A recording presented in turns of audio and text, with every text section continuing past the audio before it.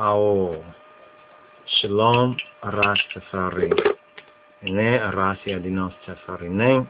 I am Ras Iadonis Tafari, Wendem Yarden of the Line of Judah Society of His Imperial Majesty. Okay, this was a subject matter. You know, sometimes the Most High will lead you in trying to reclip this book, because this is a book you probably know about right here. The Queen of Sheba and only son Menelik. We're coming with the LOJ Society's printing or publication of this particular book, and we're going back to the first edition first. You understand? The Queen of Sheba and only son Menelik by E.A. Wallace Budge. And we thought to bring that, you know, as one of the possible references or sources that we might refer to. Depends on what the guidance of the Menfes Caduce is. And in our last brief presentation, we touched on was touching on the Wikipedia and touching on Latin there and the true pronunciation of Latin. And in this one, since we touched on it there, we said that there's a possible link and connection. See, the Oromos are a particular people or a tribe, some say the indigenous Cushitic tribe or Hamitic, Kemetic Ethiopian tribe. And there are certain political and other issues that we don't want to really touch on, because these issues don't really concern us as the diaspora directly. What we need to do is to do our study, investigation, and research, find out who's who and what's what. So we'll be well informed and well versed, and perhaps in that environment we can contribute to the keeping of the peace. But we first of all need to know, well, who's who? You know, Ethiopians, which tribes are which, and kind of investigate and hear everyone's story, and then do our own independent research into it. And this is not to take sides, although some would think that with our Haile Selassie focus as Ras Tafari, and therefore the Amharic and Amhara focus, that we might be taking sides per se.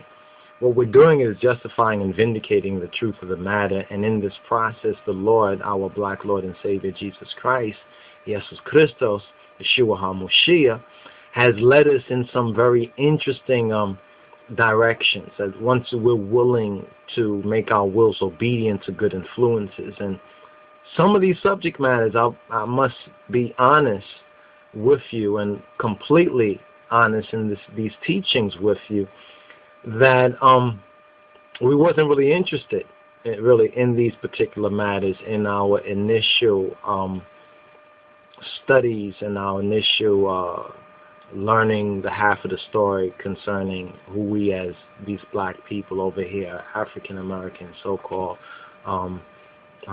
niggers, black people. You know, we wasn't concerned with some of these other particular issues. Once we found His Majesty in Ethiopia and the Rastafari, and this what shows the verity of the King of Kings and His Christ, that He has led us when we are willing, and we say we love Him. Remember, love is the keeping of His commandments. This is the root of love. So love is more about the obedience and the submission of our wills to the good influences of the God and Father of our black Lord and Savior, Jesus Christ, Jesus Christos. So that being said, you understand, that being said, this particular link, and we said in the last video that between the Oromo, and some of our videos have been touching on certain issues regarding the Oromo, or otherwise known as the so-called Gala. And Gala is a pejorative term which many of the Oromos do not like to be referred to or called. They take it like, in a sense, it's the G word, but for them it's the N word. It's like saying nigger in a sense. But an old Rastafari, a wise Rastafari, once told told myself and a couple other brothers that were there, said to pick sense out of nonsense. And though it might seem like a nonsense statement, you can apply it and learn much by so-called picking sense out of what it seems to be nonsense. So here in the Oromo, right, we said that there must be and we think etymologically there's some link between the Oromo and the ancient Romans. Now people say, but the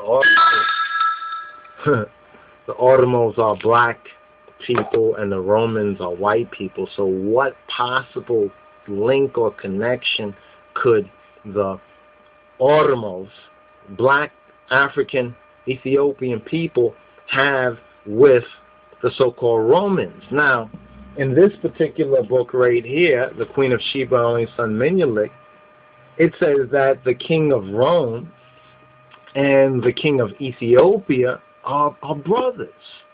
And like we said, we was not really very much interested in all these so-called tribal issues, these tribalistic issues in Africa. You understand? Much less even in Ethiopia, this group or that group. We figure that the majority of y'all are careless. And speaking of the whole overall Ethiopian situation, have contributed to even what's going on today. However, there's much more to the picture than meets the eye. So stay tuned as we go a little bit deeper in this particular subject matter that our black Lord and Savior Jesus Christ has revealed to us, and weigh in for yourself on the biblical roots of the Oromo people that we'll present briefly and shortly. So shalom, Ras Dashan, stay tuned.